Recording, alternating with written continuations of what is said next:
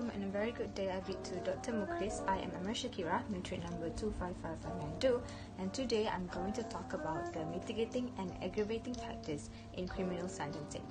In criminal proceedings, sentencing takes place upon the conviction or the plead guilty of the accused. In arriving to the sentence, the court will consider the accused's plea in mitigation and the submission made by prosecution on the aggravating factors. Now, we'll proceed with the first part of the video on mitigating factors. For mitigating factors, the accused, through his counsel, will advance a plea in mitigation that will support leniency in sentencing. These circumstances is to reflect how severity of the offence is. This is the plea for a more lenient sentence from court to be imposed on the accused. The importance of mitigation process can be seen in the case of Sim Boon Chai against PP, where the failure to accord the opportunity to mitigate would affect the sentence on appeal. However, one must know that mitigating factors do not excuse or justify the wrongful conduct or offences done by the accused, but are considered out of mercy and fairness in deciding or reducing the penalty. Section 176 subsection 2 subsection R provided that such plea in mitigation must be in the record of the proceedings.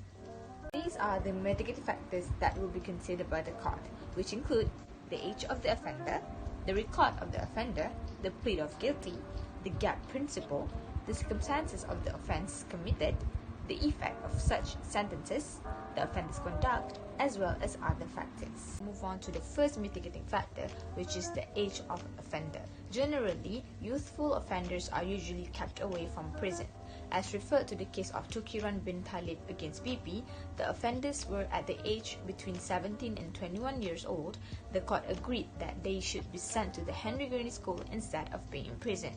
However, for serious offences, age should not be considered as it focuses more on the deterrent of the crime and the public interest.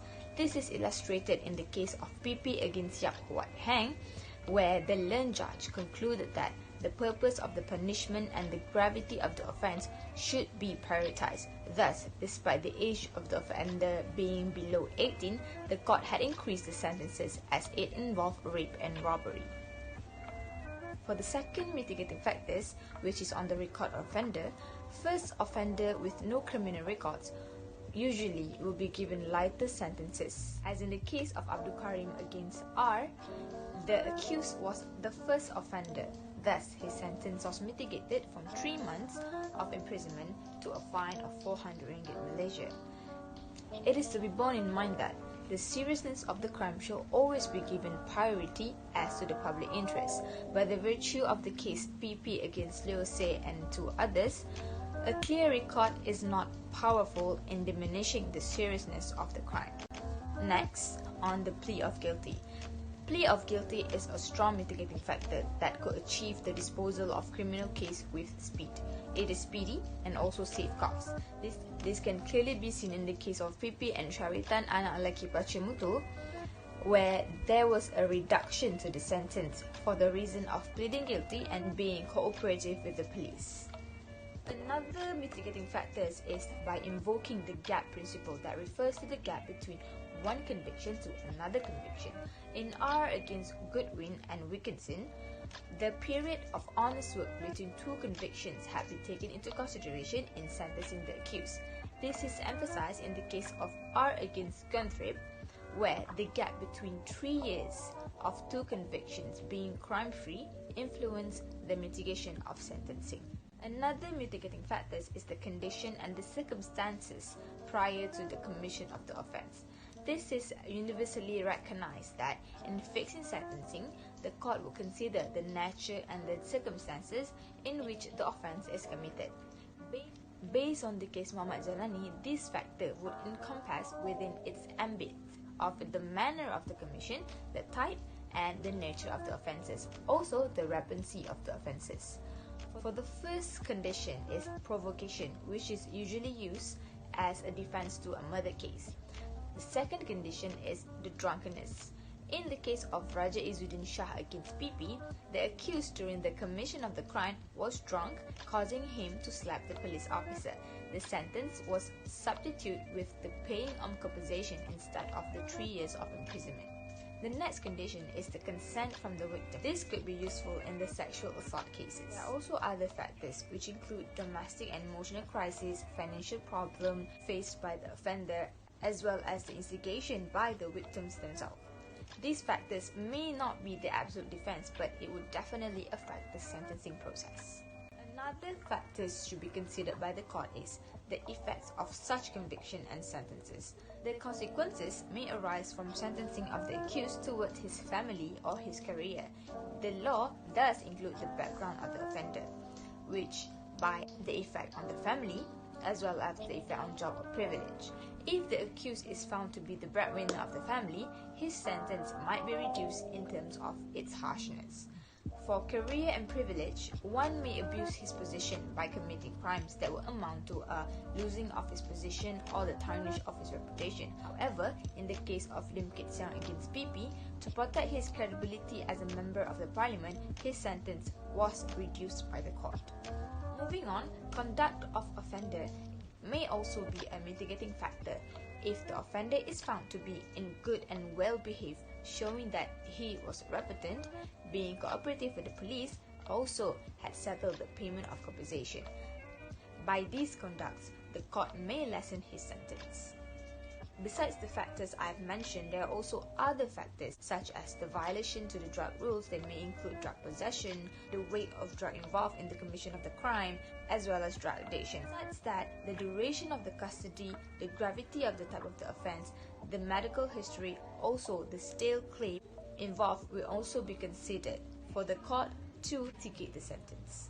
Now we moved on to the second part of this video, which is on the aggravating factors that were submitted by the prosecution as a response to the plea in mitigation by the defense. These aggravating factors are used to press heavier sentences against the offender. Prosecutions may tender evidence of aggravating factors that will merit the harsher sentence during the trial, but with one condition, that is, no penalty to be imposed greater than it is allowed under the law. These are the few of the aggravating factors that may be tendered by the prosecution. That includes the prevalence and the rampancy of the offence, the offender's bad record, the position and the status of the offender, the use of force, as well as the mode of the commission of the crime. First aggravating factors is on the prevalence and the rampancy of the offence. This refers to how serious or heinous the offence is. In sentencing, the types of offences will be looked into. For rapid offences, they may be subjected to higher punishment. This includes the offence relating to drug, kidnapping with demand of the money, rape, theft, robbery, and housebreaking. In the case of Cheong Ah Chow against PP, the accused was charged with betting offence and was sentenced with the maximum fine of 2,000 ringgit Malaysia. However, if no violence in the commission of the offence, the sentences may be reduced, as illustrated in the case of Syakirah. Another aggravating factors that may be tendered by the prosecution is on the previous conviction or the bad records of the offender. Similar to mitigating factors, the accused records will also be looked into. Previous convictions may also reflect the repetition of the crime and also the no signs of repentance. The accused, in the case of PP against Jaafar bin Daud, had committed two similar offences, with the current one, which was the possession of drug, and his sentence was increased from 8 months to 18 months of imprisonment. Another aggravating factor that may be invoked by the prosecution is on the position and the status of the offender. This usually refers to the abuse of power or breach of trust conducted by the offender with position. The reason to this factor is offenders with higher positions are expected to practice higher integrity. Thus, they may be imposed with higher sentences. In the case of PP against Khairuddin, the accused was the credit controller of the bank and had committed criminal breach of trust. Thus, his sentence was increased as he was entrusted with the money in the bank. The use of force during the commission of crime may also impose heavier sentences, such as whipping. In the case of PP against Safian bin Abdullah and another, the two of the accused were sentenced with the maximum sentences of 14 years of imprisonment for the plea guilty of the culpable homicide not amounting to murder, as they had strangled the victim with a rope. Last but not least, on the mode of the commission of the offence. For cases where brutality is involved, the court will consider heavier sentences to be imposed on the offenders.